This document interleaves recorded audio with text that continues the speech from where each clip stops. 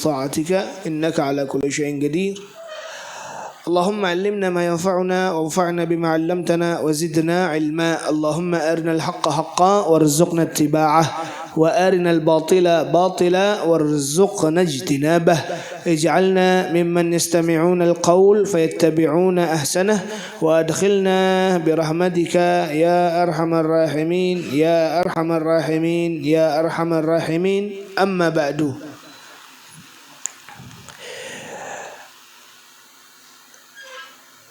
Seperti biasa, sebelum kita mulai kajian ini, alhamdulillah, jelasnya kita bersama pasti punya hajat, punya niat, yang semoga antum yang dari rumah itu, yang tak seperti biasanya kita lihat bahwa hujan deras melanda Sampit dan sekitarnya di waktu yang berbeda pengajian ini dijalankan.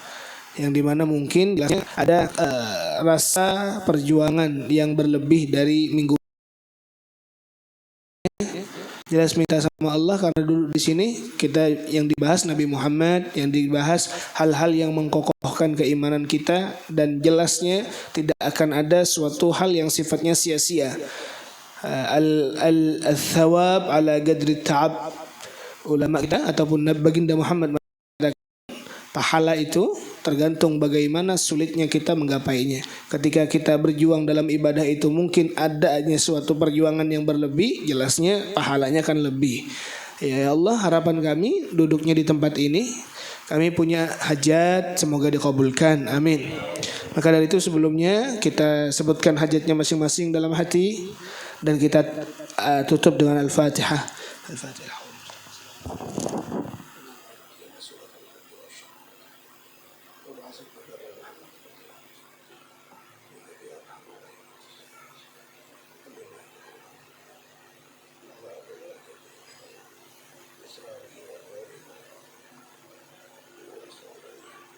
Sebutkan di dalam hati hajatnya, hajat dunia, kebingungannya, kesulitannya, musibahnya, sampaikan kepada Allah. Mudahan semoga semua apa yang kita rasakan dari gak enaknya perjalanan ini, semoga Allah bukakan pintu itu semuanya insyaAllah. Sebutkan mudahan anaknya soleh, rezekinya lancar, apapun niatnya. Kata Nabi Muhammad sallallahu walau milih, mintalah sama Allah walaupun hanya garam saja. Yang kita minta jelasnya di dunia nyaman, di akhirat bahagia insyaallah. Bisirri asraril Fatihah.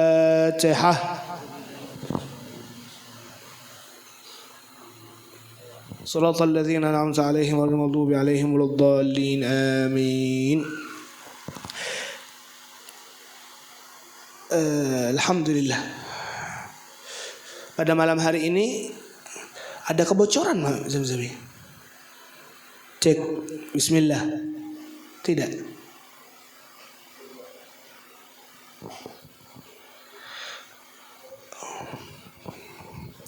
Alhamdulillahirabbil alamin. Ya Allah. Segala puji kita haturkan kehadirat Allah. Pujian ini kita sampaikan dalam makna syukur atas segala nikmatnya. Kita bersama, alhamdulillah, kita dikumpulkan di rutinitas kita. Alhamdulillah antara Buhan Pian dan Ulun bertemu kembali, tersambung tali silaturahim kembali, sama-sama di momen kebaikan yang insyaallah ini membuahkan suatu harapan yang kita dambakan di hadapan Allah.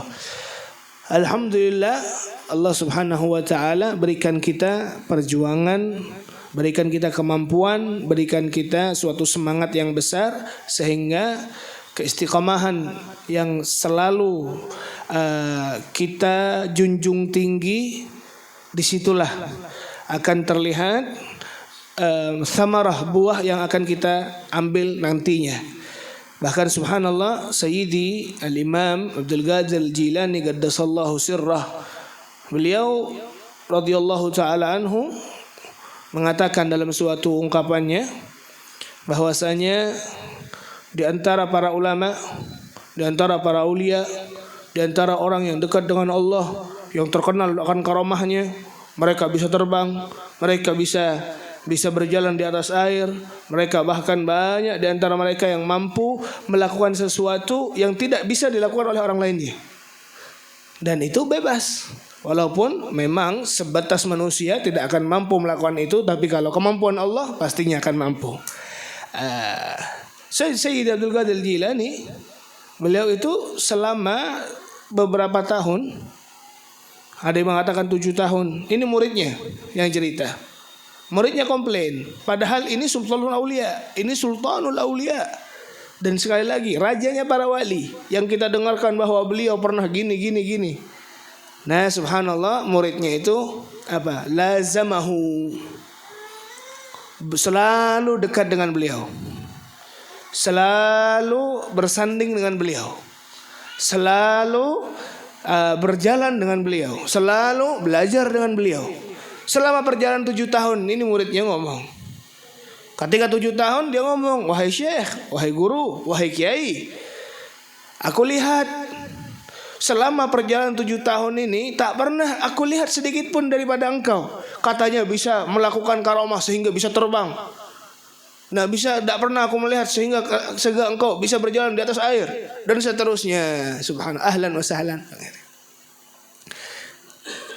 Apa terus kata Syekh Abdul Qadir Jilani? Ya fulan, wahai muridku, apakah engkau pernah melihatku sedikit pun aku meninggalkan salatku? Enggak. Apakah karena kamu sedikit pun melihat aku meninggalkan pengajianku? Jawabannya tidak. Apakah kamu pernah melihat kesibukanku dalam sedekah sehingga aku meninggalkannya? Jawabannya enggak. Terus diingatkan seperti itu. Inilah yang dikatakan suatu kelebihan yang bahkan melebihi dari karamah. Apa itu? Istiqamah. Mudahan apa yang kita laksanakan ini sehingga walaupun hujan, ya mudahan ini menjadi modal besar kita di hadapan Allah. Amin ya rabbal alamin. Kita sapa alhamdulillah, kita bersama habaib kita, anak cucu Nabi yang melengkapi akan kemuliaan majelis ini, karena majelis ini bersambung kepada Rasulullah dan sempurnanya bersama keluarga Nabi Muhammad. Bersama kita ada Al-Habib Segaf selaku saudara kami, ipar kami. Dan begitu pula ada Al-Habib Ilham Al-Gadri dari Pontianak. Beliau adalah ipar dari umi saya. Adik beliau, istri beliau adalah saudari dari umi saya, yaitu Marina Ulun, yang kebetulan sekarang berada di Baamang mengawani Umi Ulun. Di samping kami ada Al-Habib Khalid Baralqab, Habib Khalid Al-Kaf, dan alhamdulillah para syarifah di belakang, ada Syarifah Nafisa, Syarifah Maryam dan para syaraif yang lainnya yang alhamdulillah mudahan ini menjadi sebab kita itu bisa berkumpul bersama Nabi Muhammad. Amin. Yang kami muliakan ada Habib Haikal. Habib Haikal ini yang paling jauh insyaallah, yang paling besar pahalanya insyaallah. Beliau jauh-jauh dari Banjar datang ke tempat ini. Bahkan beliau tadi cerita, Habib, saya kesini nggak sempat istirahat, langsung saya ini loh pakai hem katanya masih, jadi pakai gamis langsung beliau ke tempat ini. Subhanallah, hanya untuk memberikan motivasi kepada kita bersama bahwa pengajian itu merupakan suatu perkara yang wajib kita hadiri. Karena apa? Laulal ilm, kalau bukan karena ilmu kita nggak dapat kemuliaan sehingga kita mengerti bagaimana Nabi, bagaimana Rasul, bagaimana syariat, bagaimana solat dan seterusnya. InsyaAllah kita doakan beliau semoga panjang umur, sehat badan, tidak mudah galau, rezekinya lancar. Amin ya rabbal alamin.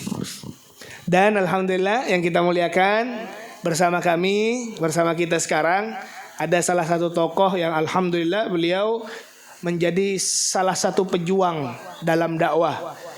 Beliau adalah saudara kami, Bapak Imam Asy-Syafi'i. Beliau adalah Kades Katingan 1.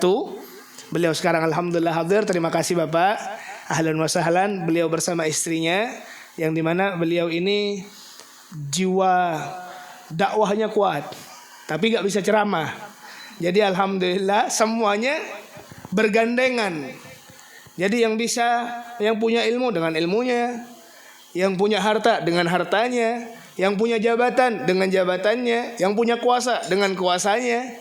Nah, sehingga semuanya sama-sama mendapatkan porsi dari Allah Subhanahu wa taala, sehingga kebaikan itu tersalur kepada semuanya. Allah Maha Adil. Nah, sehingga alhamdulillah beliau datang ke tempat ini. Kita doakan beliau, semoga beliau selalu semangat. Allah Subhanahu wa taala jadikan beliau sosok figur yang adil, yang mengayomi, yang dijadikan kota desa makmur utama menjadi desa baldatun thayyibatun wa rabbun ghafur. Alhamdulillah. Dan kami sapa yang lainnya, ahlan wa sahlan, Ko Johan, Haji Taufik dan yang lainnya. Alhamdulillah duduk di tempat ini berkah dari kebaikan dan keistiqamahan kita bersama.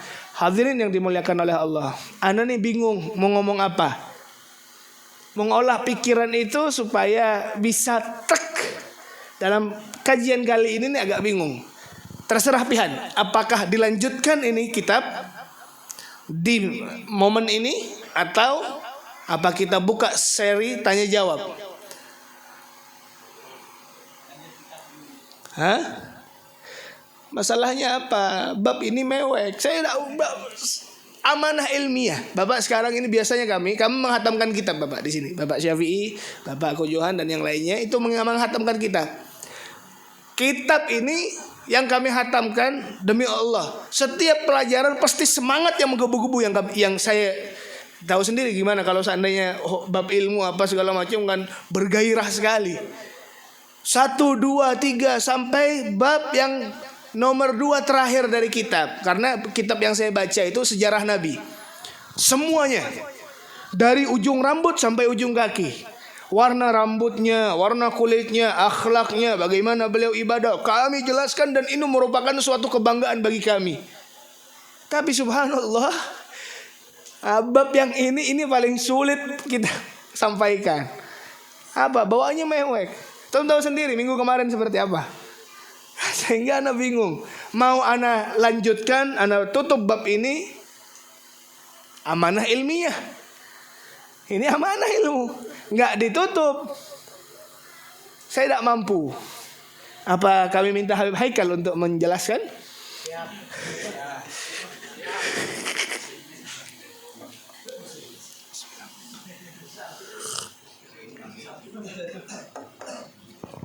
Atau kita hanya bacakan aja hadisnya ya? Hah?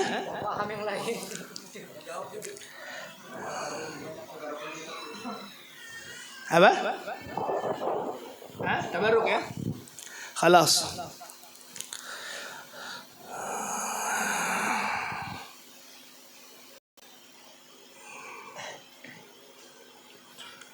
قال المؤلف رحمه الله تعالى ونفعنا به وبعلومه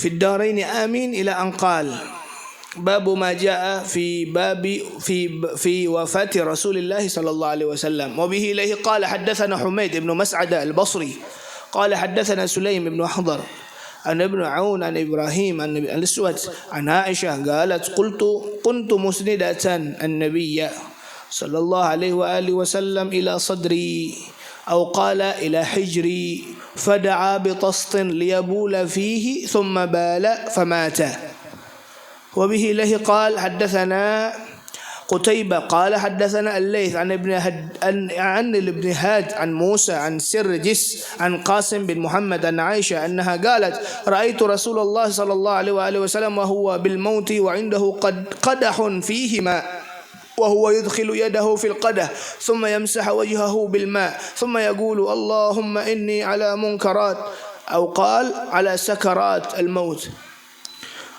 نعم. وبه إليه قال حدثنا حسن بن الصباح البرزار قال حدثنا مبشر بن إسماعيل عن عبد الرحمن بن علاء عن أبيه عن ابن عمر عن عائشة قالت لا أغبط أحدا بهون موت بعد الذي رأيت من شدة موت رسول الله صلى الله عليه وآله وسلم.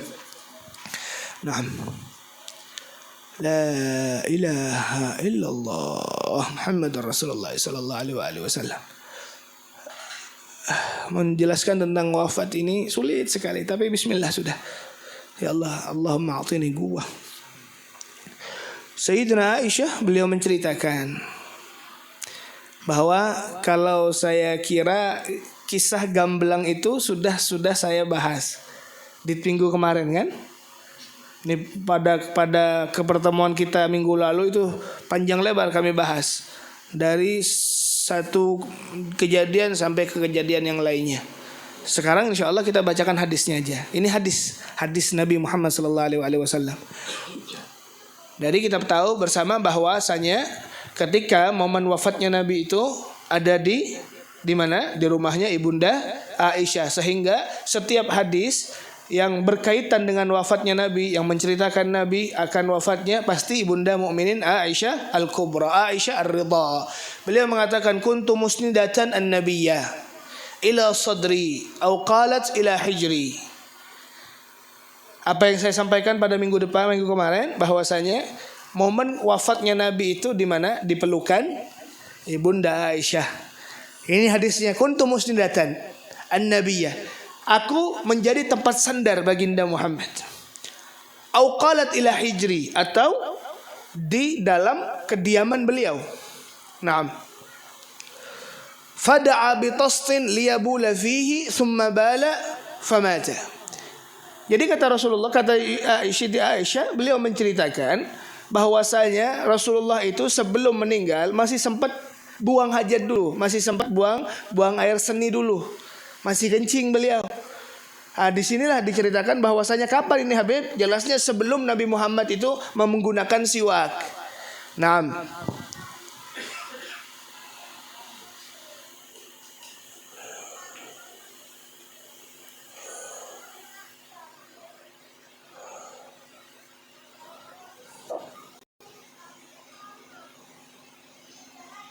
Naam.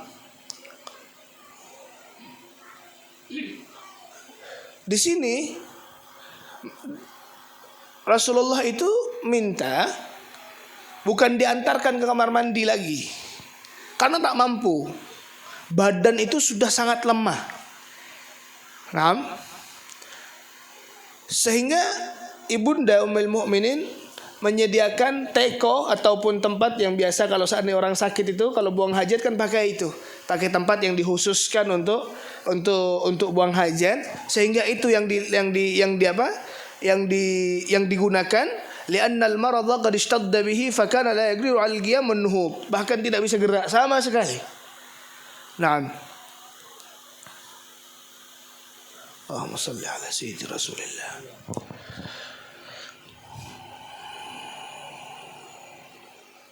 Riwayat kedua dari Bunda Mukminin Aisyah, beliau menceritakan bahwasanya aku itu melihat baginda Muhammad wa huwa bil mauti, di saat beliau itu di akhir-akhir wafatnya. Beliau mengatakan wa indahu qadahun fil ma, diambillah itu air, diambil air.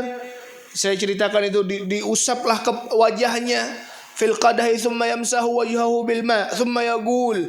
Pada saat itu juga ketika mengambil air beliau mengatakan Allahumma a'inni ala munkarat au qala sakaratil maut.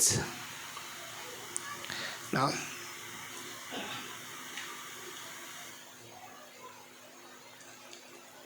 ya Allah.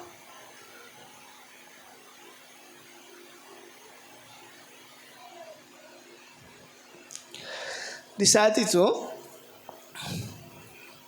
pandangan Nabi itu terarah ke wajah Ibunda Mukminin Aisyah. Dan begitu pula Siti Aisyah tak pernah melepaskan pandangan tersebut kepada baginda Muhammad, sehingga setiap inci dari perjalanan roh Nabi itu Siti Aisyah melihatnya.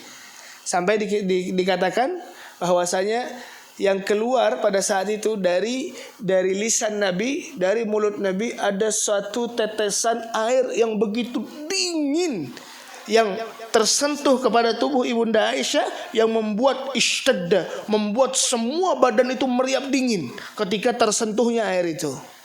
Nah, di sini dikatakan subhanallah, lamma bada'at tuqbadu ruhuh, ketika roh pun mulai berjalan. Ini Rasulullah. Ada yang lebih mulia dari Nabi? Enggak ada. Ada makhluk yang lebih disayangi oleh Allah melainkan Nabi Muhammad? Enggak ada. Ada orang yang paling soleh selain Nabi Muhammad? Gak ada. Semua puncak dari kebaikan ada pada beliau. Nah, kira-kira beliau disayangi gak? Disayangi. Sehingga di sini lihat, Tak pantas Nabi itu, mohon maaf sekali, saya katakan tidak pantas Nabi itu untuk merasakan kesakitan. Bahkan tidak ada kesakitan dalam dirinya. Kira-kira beranikah malaikat pencabut nyawa untuk menarik roh dari tubuh Nabi sehingga membuat Nabi Muhammad tersakiti? Tidak mungkin. Mungkin kalau seandainya rasa sakitnya itu dirasakan, diberikan oleh seorang malaikat tadi, maka mungkinnya itu merupakan penyesalan yang paling besar dari malaikat itu sampai sekarang, sampai ke yaumil qiyamah. Karena dia mengecewakan ataupun menyakiti orang yang dia kasihi. Bukannya kita kalau seandainya mengasihi seseorang nggak bakal menyakitinya, kan seperti itu. Nah, tapi di sini dikatakan ada suatu ungkapan dari baginda Muhammad, Allahumma inni, ya Allah berikan saya. Beliau betul-betul merasakan sakaratul maut. Inna bil mauti la sakarat. Kata Nabi, sesungguhnya di saat momen itu terjadi kepada setiap seseorang di antara kita, kita pasti merasakan sakarat. Apa sakarat itu? Sakit. Sakit sekali, betul. Nah, di saat itu Nabi Muhammad itu yang diingat siapa? Umatnya, kita. Sekali lagi, bahkan di hari akhir dari hayat beliau, kita lagi yang diingat. Apa kata Rasulullah ke malaikat? Apa? Kalau tidak percaya bahwasanya ditanya, apakah umatku? Ya Rasulullah, apakah umatku merasakan rasa sakit seperti ini juga? Jawabannya, bal asyad ya Rasulullah. Mereka pasti merasakan sakitnya. Mereka pasti akan merasakan rasa pedihnya proses perjalanan roh itu. Maka subhanallah, kata Nabi Muhammad apa? Ya malaikat, berikan itu penyakitnya, kurangi itu sakitnya. Rasa sakitnya ada yang mengatakan 3/4, ada yang mengatakan separuh. Semua biar saya yang tanggung. Itu Nabi. Ya Allah. Makanya lihat para aulia, lihat orang-orang baik. Bahkan subhanallah ketika wafatnya gak ada terlihat rasa pedih dalam wajahnya. Wajahnya ketika momen akhir dari pencabutan nyawa itu gak pernah meronta, gak pernah jerit-jerit, enggak. Banyak para aulia seperti itu. Bahkan banyak aulia itu kalau orang baik, orang ketika sakaratul maut itu dicabut dengan lemah lembut oleh malaikat, itu sama seperti seakan meneguk permen. Meninggal sudah. Kenapa seperti itu? Apakah karena hasil amaliyah dia? Karena hasil solehnya dia? Jawabannya tidak. Karena tuh dia, saya, anda, semua yang ada di sini punya Nabi Muhammad yang sudah Allah Subhanahu wa Nabi Muhammad mintakan kepada Allah, nanti rasa sakit mereka aku yang tanggung. Ya Rasulullah, di dunia engkau menanggung hutangnya. Ya Rasulullah, di dunia engkau bertanggung jawab akan rumah tangganya. Ya Rasulullah, di dunia engkau siapkan apapun untuknya. Bahkan ya Rasulullah, di saat mereka akan meninggal, engkau yang tanggung. Siapa lagi kalau bukan Muhammad Rasulullah? Siapa lagi kalau bukan beliau? Seorang yang diutus oleh Allah. Innama bu'ithtu rahmah. Sesungguhnya aku diciptakan oleh Allah, diutus oleh Allah, diberikan wahyu oleh Allah dengan porsi membawakan rahmat, kedamaian. Maka damailah yang mencintai beliau, maka senanglah yang mencintai beliau, maka bahagia orang mencintai beliau, maka damai hatinya bagi mereka yang bisa mencintai beliau, karena tidak ada lain kecuali beliau, Nabi Muhammad. Itu yang menandakan kekuatan keimanan seseorang. Akhirnya apa? Duit nggak jadi masalah. Apalagi rasa sakit yang dialami nggak jadi masalah. Apalagi masalah penjajahan nggak jadi masalah. Karena apa? Karena patokan barometer kebahagiaan dia bukan pada ini, bukan pada ini, bukan pada ini, bukan pada ini, pada dia Rasulullah. Sehingga sukses. Apakah ketika mengubah mindset itu akan menjadi gak enak? Jawabannya lebih enak. Dia akan mendapatkan rasa cercah nikmat berupa ridho. Kalau sudah ridho, kalau sudah hati tenang, senang, nyaman, dan itu semua berletak di mana? Dalam hati seseorang. Kira-kira masih ada rasa sungkan gak? Masih ada rasa sedih gak? Enggak. Dia ridho. Ya Allah, ana ridho.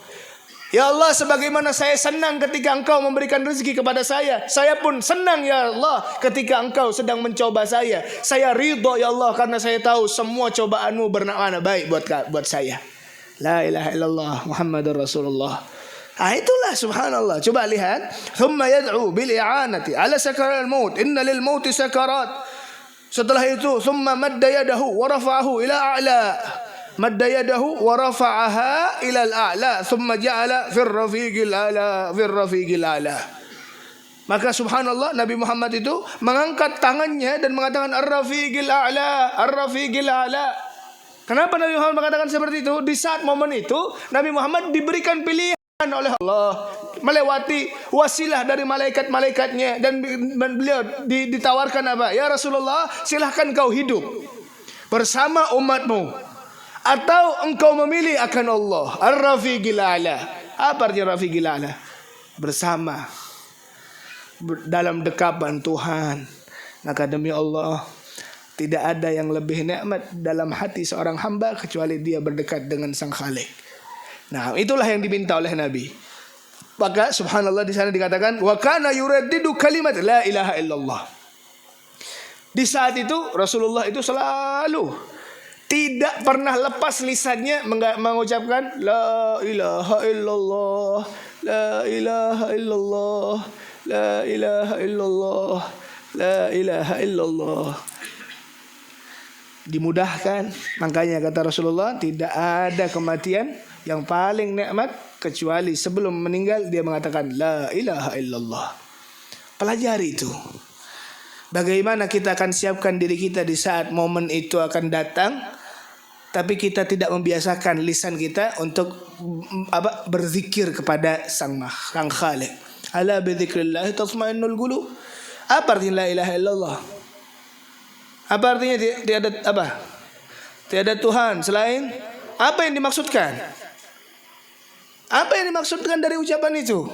Kalau seandainya ahli kamal, ahli musyahadah, ahli muraqabah, atau ahli tasawuf, ahli haqiqah, ahli ma'rifah, beliau mengatakan la masyhuda illallah, la mawjuda illallah. Kalau seandainya itu sulit untuk kita cerna, betul, sangat sulit untuk kita cerna. Karena apa? Kriteria keimanan kita tidak seyakin beliau. Iman itu yakin. Betul atau tidak? Betul. Tapi seandainya kita katakan la ilaha illallah, yang dimaksudkan tiada Tuhan selain Allah, apa maksudnya? Tiada zat yang memberi rezeki kecuali Allah. Tiada zat yang menguasai kecuali Allah. Tiada zat yang mencukupi kecuali Allah. Tiada zat yang memberikan kebahagiaan kecuali Allah. Tiada zat yang memberikan rasa senang kecuali Allah. Di saat itu kita resapi la ilaha illallah. Apa musibahmu? Sampaikan dengan la ilaha illallah. Apa yang kamu takutkan? Sampaikan zikirmu dengan la ilaha illallah. Bahwa di situ puncak dari keimanan seseorang. Makanya Nabi Muhammad mengatakan apa? Semua lisan, semua ucapan yang keluar dari lisan mulia Nabi Muhammad, mutiara yang begitu indah, jawami'il kalim, ma baina wahyu dengan hadis, itu ucapan Nabi. Nabi gak pernah berbohong, gak pernah berdusta, gak pernah mengatakan kotor, gak pernah toksik. Tapi subhanallah, apa yang kata Nabi Muhammad? Afdalu ma qultuhu ana. Yang paling baik dari semua ucapan yang pernah saya ucapkan. Naam. Wan nabiyyun, dan bahkan para nabi-nabi sebelumnya. Nabi Allah Isa, Nabi Allah Musa, Nabi Allah Ibrahim, Nabi Allah Lut, Nabi Allah Imran, dan seterusnya. Apa katanya satu? Berujung kepada satu. La ilaha illallah. Itu Nabi yang mengatakan. Sehingga subhanallah, kekuatan power zikir khususnya la ilaha illallah ketika dibacakan bukan hanya dengan lisan saja. Hati ikutkan, mantapkan, yakinkan itu. Demi Allah, kita itu senang hidup, senang sekali. Sehingga rasa senang kan dalam hati. Kalau senang kita arahkan kepada hal yang sifatnya belum kita miliki, kita sumpah. Betul atau tidak betul? Seandainya saya punya rumah itu saya akan bahagia. Sedangkan dia mungkin belum punya rumah, masih nyewa. Oke. Apa yang terjadi? Akan senang dia? Enggak. Porsi pikiran dia akan terbelenggu akan apa yang dia inginkan. Karena apa? Dia letakkan bahagianya di tempat yang belum dia miliki. Sedangkan subhanallah, kamu punya tempat untuk bernaung, kamu gak pernah kurang rezekinya, masih makan, anak-anakmu sehat. Nah sehingga ini yang ada nikmat yang sekarang berada di sekelilingmu, kamu lupakan karena kamu mengarahkan kegembiraanmu akan apa yang belum kamu miliki. Di situ pantas Allah katakan wa qalilun min ibadiyas syakur. Apa? Sedikit orang yang bisa bersyukur akan nikmat. Sehingga subhanallah, la ilaha illallah Muhammadur Rasulullah. Alladzina amanu wa tatma'innu qulubuhum bi dzikrillah. Ala bi dzikrillah tatma'innul qulub. Damai hati ini. Kalau enggak pernah coba deh. Mungkin sekarang sulit. 100 kali baca setiap hari sulit mungkin karena belum bersinergi, belum Tapi subhanallah, coba. Karena apa? Zikir itu nur. Yang disebut itu siapa? Yang disampaikan nama siapa kalau enggak nama Allah? Apakah kamu yang ingin dan berniat serta menguasai serta menginginkan akan zikir itu? Apakah kamu yang mampu? Jawabannya tidak. Demi Allah, wa ma yasha'una illa ayyasha Allah. Bukan kamu yang berkehendak untuk berzikir kepada Allah, melainkan pada saat itu Allah yang berkehendak untuk mendengarkan kalimat zikir dari lisanmu. Sehingga malu dong. Berarti apa? Kalau yang sulit-sulit, masa ya Allah, bodohnya saya, ya Allah, terancamnya diri saya, ya Allah, kotornya diri saya, ya Allah, berdosanya diri saya, sehingga engkau tak ingin mendengarkan zikirku kepadamu, ya Allah. Ya Allah, sehingga ketika megang tadi la ilaha illallah atau ya Allah atau ya Latif, apapun bacaan yang kita bacakan dari salawatnya ataupun yang lainnya, berasa itu power yang begitu besar, dampaknya akan tubuh kita dahulu. Lisan radban bi dzikrik. Ingat ucapan Nabi bagi mereka Arabi, seorang Badui. Karena kita ada juga sepemahaman dengan pikiran Badui itu. Apa? Ya Rasulullah, inna syara'id din qad kathur. Ya Rasulullah, nih ya Allah, syariat tuh kok banyak ya. Islam nih kok kayaknya selalu mengatur kehidupan saya. Ada puasa, ada zakat, salat, ada ini, bla bla bla bla bla bla bla. Terus, ya Rasulullah, a'tini bi syai'in atashabbathu fih. Kami tidak menolak ya Rasulullah. Kami tidak melawan ya Rasulullah. Tapi yang kami inginkan, berikan kami suatu hal yang membuat kami pegangan kami untuk bisa melakukan itu semua. Apa kata Nabi? La yazalu lisanuka radban bi dzikrillah. Kuncinya satu, ketika kamu berzikir coba tik. Karena yang keluar lidah itu ketika mengucapkan sesuatu, ketika yang diucapkan adalah baik, dampaknya akan baik. Kalau diucapkan adalah buruk, dampak kepada dirimu akan buruk. Kalau nggak percaya, ya saya kasih tugas pian. Besok pian ke pasar, cari orang nggak kenal, pian padahi, BABI kam. Kira-kira apa dampaknya? Wah, mahamuk, bermasalah. Begitu pun ketika itu ucapan baik, ya Allah sehat. Kira-kira apa responnya? Baik. Kalau seandainya itu kepada manusia, kemana? Kepada Allah. La ilaha illallah, keluarlah cahaya. Dari la ilaha illallah keluarlah ludah riq yang tercipta, yang terbentuk. Di saat kita berbicara itu kan pasti akan terbentuk kelenjar liur itu. Setiap berbicara kan akan mengeluarkan sesuatu. Itu dikeluarkan ketika kamu berzikir, sehingga itu bercahaya. Ditelan masuk ke dalam tubuh, itu bercahaya. Nafas yang kamu anukan, semua yang ada di tempatmu, semua ikut berkah, mendapatkan keberkahan dan power dari bacaan itu. Akhirnya apa? Insya Allah masalah akan jauh, jin kepretnya gak ada, demiknya jauh, dan seterusnya. Allahumma shalli ala Muhammad. Sampai kemana pembahasan saya? Oke. La ilaha illallah. Ana Aisyah, beliau mengatakan la aghbitu ahadan bihauni mautin ba'da alladhi ra'aitu min shiddati mauti Rasulillah. Sayyidi Aisyah, beliau menghadiri proses meninggalnya Rasulullah. Beliau menyaksikan proses meninggalnya Sayyidina Abu Bakar, seorang ayahnya. Beliau menghadiri proses meninggalnya mereka-mereka yang berada di sekitar Nabi Siti Aisyah. Beliau mengatakan apa? Ya Allah, aku gak pernah ada aghbit hasud. Nggak pernah iri. Iri itu nggak boleh. Cuman iri kalau urusan dua, orang yang punya ilmu dan orang yang punya harta yang dijalankan sama-sama fisabilillah itu boleh. Namanya ghibtah. La aghbitu. Aku nggak pernah iri.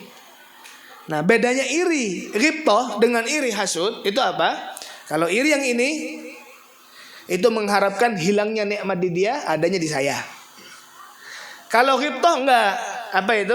Apa yang engkau berikan kepadanya ya Allah, berikan juga kepada saya. Nah, beda kan? Ini tertimbul dari setan. Ini timbul dari kebaikan dari malaikat. Nah, beliau mengatakan aku gak pernah iri kepada seorang pun. Yang paling mudah ketika proses meninggalnya melebihi dari Rasulullah, gak ada. Nah, aku gak pernah melihat orang semudah itu. Padahal yang aku lihat parahnya, lagi sakit-sakitnya Rasulullah, tapi tidak ada orang yang lebih ringan dari Nabi Muhammad. Yang gak ada, kata beliau. Ya Allah, mudahan kita panjang umur, sehat dulu, sukses, sugih. Setelah itu kita meninggal dalam keadaan husnul khatimah. Ucapan kita nanti la ilaha illallah. Amin ya rabbal alamin. Alhamdulillah. Allahu ta'ala alam bisawab. Ya, silahkan kami buka tanda tanya ataupun pertanyaan. Silahkan siapapun yang ingin bertanya. Dan kita doakan mungkin yang sekarang anak-anak majelis yang gak bisa hadir karena terkendala hujan atau kendaraan, saya doakan sama-sama mendapatkan kebaikannya juga insyaallah. Yang sedang nonton live streaming sama-sama mendapatkan kebaikannya insyaallah.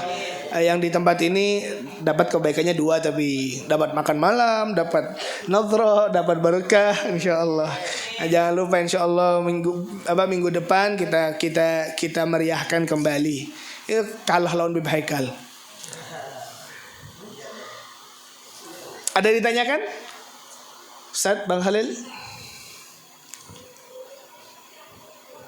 silahkan. Sambil dimakan wadahnya. Nggak ada wadah ya?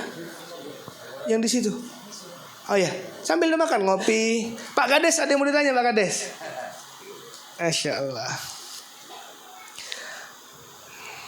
Jadi kami itu kalau ke Katingan, ke tempat beliau.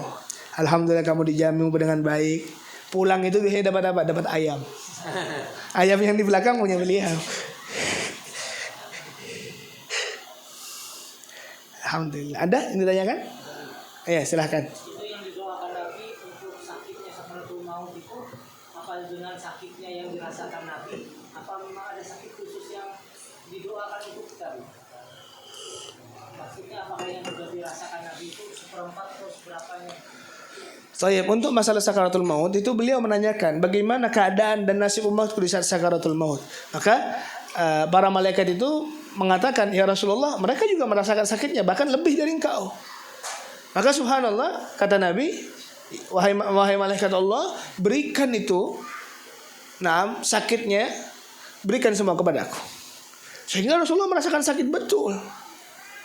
Nah, sehingga Nabi Muhammad ketika merasa seperti itu, apa kata Nabi? Inna lil mauti sakarat. Sesungguhnya dalam sakaratul maut itu begitu sakit, kata beliau. Nah, gitu. Ada yang mengatakan tuh rasa sakitnya sakaratul maut sama seperti kita itu disayat terus dikuliti hidup-hidup. Ada yang mengatakan sakitnya seperti itu. Nah, tapi yang enggak. Toh ada Allah kok. Sistemnya Allah yang semuanya itu. Karena berkali-kali saya melihat meninggalnya orang-orang baik, orang-orang soleh itu gak pernah, bahkan gak ada gerakan tubuh itu gak ada. Sama seperti orang meninggal, sama seperti orang tidur. Kayak tidur. Coba kalau gak percaya, lihat bahwasanya perkara yang seperti ini, apa yang pernah kita lakukan itu akan terekam baik, akan tersimpan baik. Sehingga kamu itu kemana larinya? Ayo, mau kemana? Mau jadi orang baik? Boleh. Mau jadi orang buruk? Silahkan. Yahdi may yasha wa yadhillu may yasha. Dalam Al-Quran bahwa Allah katakan Yahdi may yasha. Allah akan berikan hidayah kepada siapapun. Dan juga Allah akan memberikan sesat kepada siapapun. Oke, lihat tafsirnya. Yahdi may yasha wa yahdi. Allah akan memberikan hidayah kepada siapapun yang menginginkan hidayah itu. Dan begitu pula Allah akan menyesatkan siapapun yang menginginkan kesesatan itu. Akhirnya apa? Kembali lagi ikhtiarnya ke siapa? Pilihannya ke siapa kalau nggak ke saya? Kalau nggak ke kita? Kalau nggak ke setiap individu yang ada di tempat ini? Dalam 24 jam yang Allah jadikan waktu, bebas dong kita mau kemana aja. Mau kemana aja, kita bukan anak kecil lagi. Ya tidak? Oke, kita mau berbuat baik, silahkan. Berbuat buruk pun silahkan. Tapi ingat, ada konsekuensi di setiap apa yang kita lakukan itu. Kama tadinu tudan. Sehingga alhamdulillah, ya Allah berikan ini kemantapan kami untuk bisa istiqamah dalam berbuat baik. Lantas Beb gak boleh berbuat buruk. Jawabannya siapa yang gak berbuat buruk? Ayo, siapa yang gak pernah berbuat buruk? Semua berbuat buruk. Makanya kata Nabi, ittaqillah. Cara pertama bahwasanya engkau itu bertakwa. Apa yang dimaksud? Ingat sama Allah, bahwa Allah itu maha menguasai, mengawasi. Allah melihat apa yang kita lakukan itu dilihat oleh Allah. Tapi lihat maknal wudd, kasih sayang Tuhan kepada hamba itu tak pernah terkurangi. Walaupun dia cinta ataupun dia benci Tuhan, Allah tidak membenci. Buktinya apa? Mereka tetap diberikan oleh Allah subhanahu wa ta'ala nikmat. Diberikan kesehatan, diberikan apapun yang dia inginkan. Dunia, man yurid thawabad dunya nu'tihi minha wa man yurid thawabal akhirah nu'tihi minha. Bedanya antara yang kita dan mereka yang sama-sama ciptaan Tuhan, bedanya apa? Yang diinginkan mereka adalah dunianya. Jelas itu. Fokus untuk membangun keduniawiannya. Dikasih sama Allah, dikasih. Dan begitu pula seorang mukmin, dia membangun akan akhiratnya. Dengan apa Habib? Dengan dunia yang dia bangun. Dia masih ingat akhirat. Dia masih ingat apa yang akan terjadi setelah saya mati. Bahwa Nabi Muhammad mengatakan apa? Subhanallah, setiap pekerjaan duniawimu, oh kamu bekerja, kamu capek, kamu berkeringat, kamu memberikan memberikan makanan kepada anakmu, kepada keluargamu, kamu bisa sosial kepada tetanggamu, kamu bisa menyantuni anak yatim, kamu bisa ini. Demi Allah, itu kan perkara dunia. Dibawa kemana? Ke akhirat. Pekerjaan ketika saya ngomong, ya Allah berikan kami kemampuan, berikan kami jalan dalam mencari rezeki. Kamu keluar siang di pasar seandainya, atau di jalan berkeringat, capek, betul. Tapi demi Allah, karena niat kamu itu, ini amalan bisa ditransfer ke akhirat. Sebelum kamu itu bahkan mengeluarkan sedekah dari hasil kerjamu. Ya Allah, mudah sekali. Nah, ya ilaha illallah. Aneh sedikit cerita. Karena kemarin belum saya tuntaskan. Kita tahu kan bahwasanya di zaman Nabi bukan hanya orang kiri aja yang ada, ya enggak? Setuju enggak? Masih ingat enggak siapa orangnya? Siapa orang enggak kiri? Yang sugih siapa? Sayyidina. Saya katakan, saya jelaskan kembali bahwasanya di era Nabi, sahabat Nabi yang terdekat dengan Nabi, ada sosok figur yang menjadi orang gak kaya. Tapi Beb, ya kayanya kebangetan. Kalau kaya biasa enggak dia. Dia di atasnya kaya lagi. Duitnya banyak sekali. Berapa hasil duitnya? Ayo, ada yang tahu berapa kemarin saya cerita? Krik. Hah, berapa? Berapa?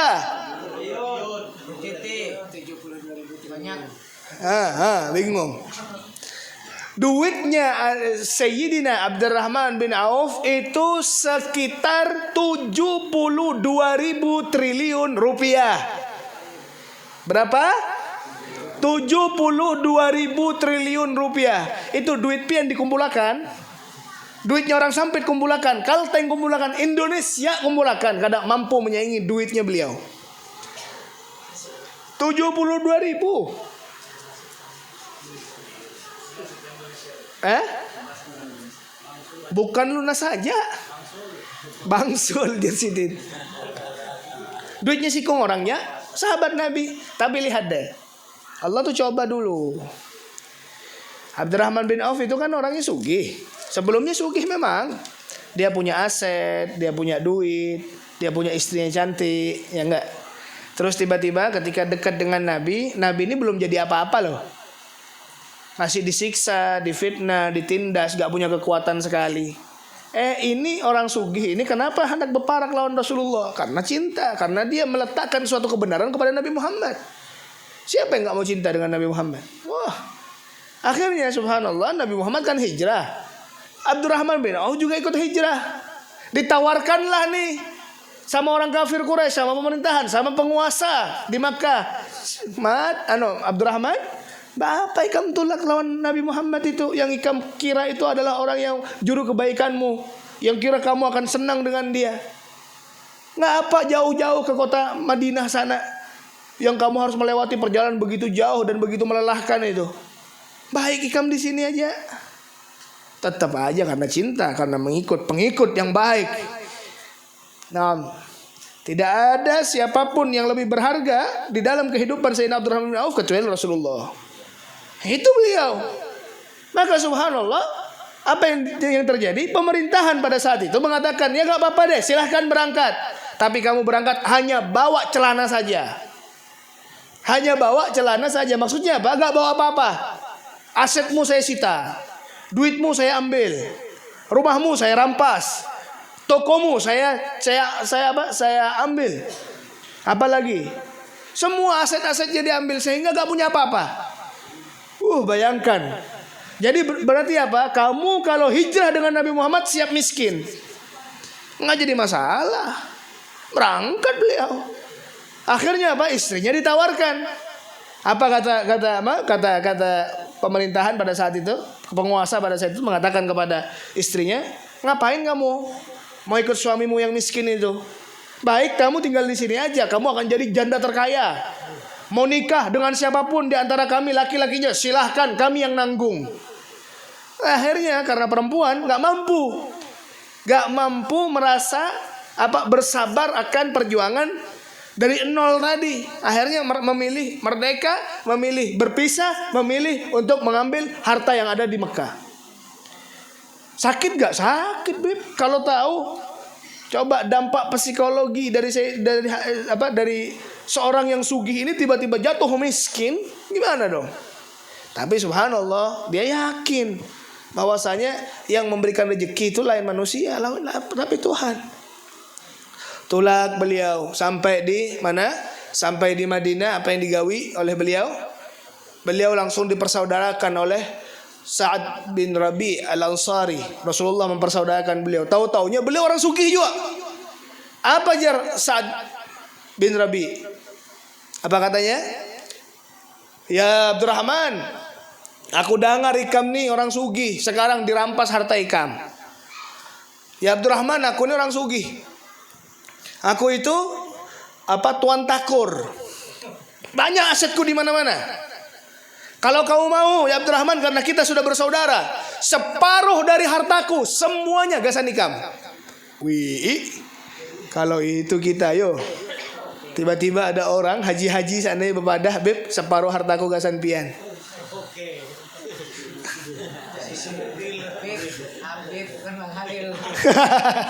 Atau kamu ya.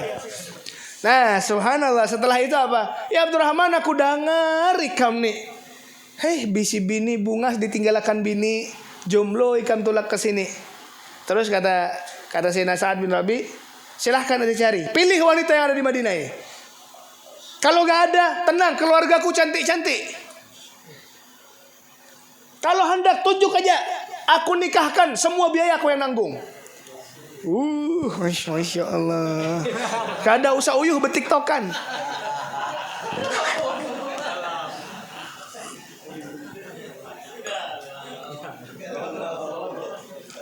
Allahumma salli ala Muhammad. Nah setelah itu subhanallah, pilihan dari Sayyidina Abdurrahman apa? Apa yo kata beliau? La, Ditolak guys, gila. Memang harga diri saya seremeh itu apa guys? Nah, itu maksudnya menandakan bukan harga diri, bukan seremeh itu. Maksudnya apa? Dia walaupun ada tawaran seperti itu, yakinan dia tuh gak pernah apa? Gak pernah. Iya. Dia yakin Allah. Akhirnya apa dia ngomong? La barakallahu fikum wa fi barakallahu fi malikum wa fi ahlikum. Enggak mau. Semoga Allah berkahi hartamu, berkahi apa namanya?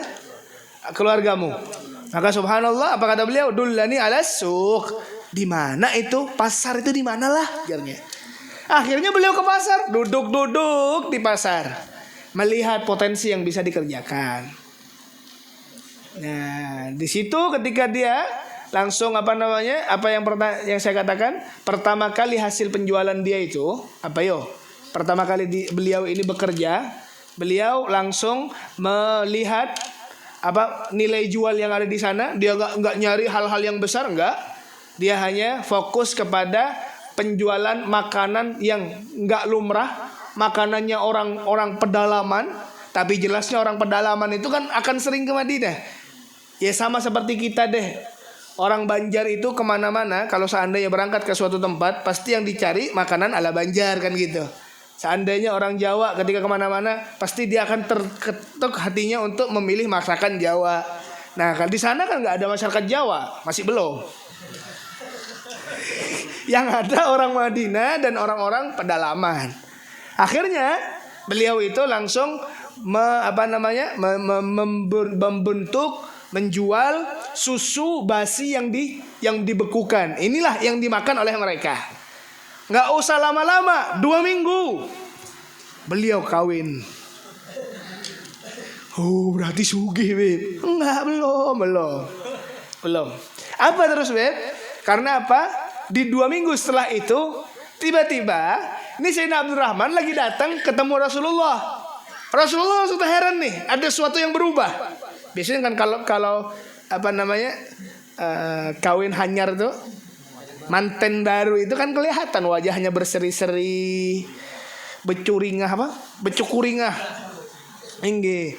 Yang biasanya wajahnya kucel, kalau akhirnya sebelum nikah nih di facial dulu. Ingat-ingat kita bahari juga.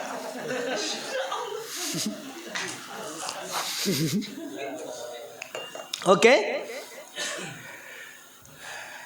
Biasanya tanda kalau dulu parfum itu perhiasan, make up. Ada make up zaman dahulu ada.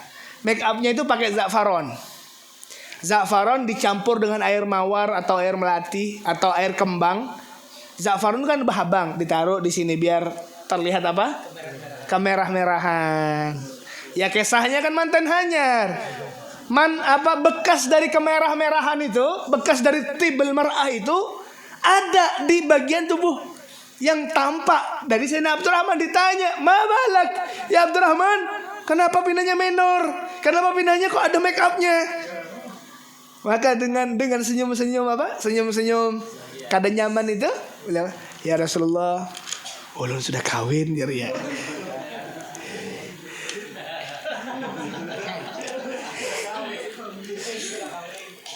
Nah ditakun sama Rasulullah, maharnya berapa? Jawabnya 2 gram emas. Oh iya, dipermudah dong. Masa urusan nikah gak dipermudah?